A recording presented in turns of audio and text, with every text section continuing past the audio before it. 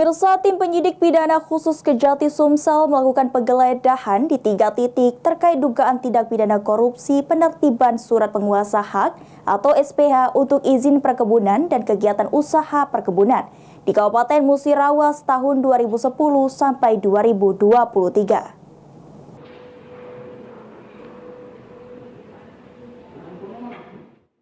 Tim penyidik pidana khusus Kejati Sumsel melakukan giat penggeledahan di 3 titik terkait dugaan tindak pidana korupsi penerbitan surat penguasaan hak atau SPH untuk izin perkebunan dan kegiatan usaha perkebunan di Kabupaten Musirawas tahun 2010 sampai 2023. Lokasi giat penggeledahan ini sendiri berlokasi di kantor wilayah Badan Pertahanan Nasional BPN Sumsel. Adapun 2 kantor dinas lainnya, yakni Dinas Perkebunan dan Dinas Kehutanan Sumsel.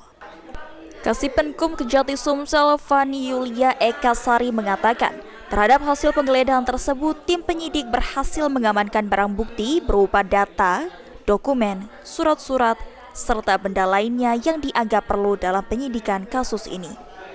Ditambahkan Fani, terhadap barang bukti tersebut akan dilakukan penyitaan.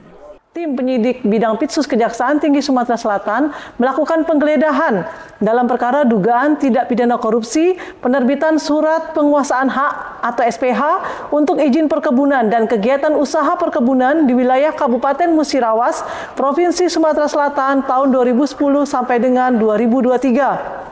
Bahwa dari hasil penggeledahan yang telah dilakukan pada ketiga tempat tersebut, dilakukan penyitaan terhadap beberapa data, dokumen, surat, serta benda-benda lain yang dianggap perlu dan berkaitan dengan perkara dugaan tindak pidana korupsi tersebut.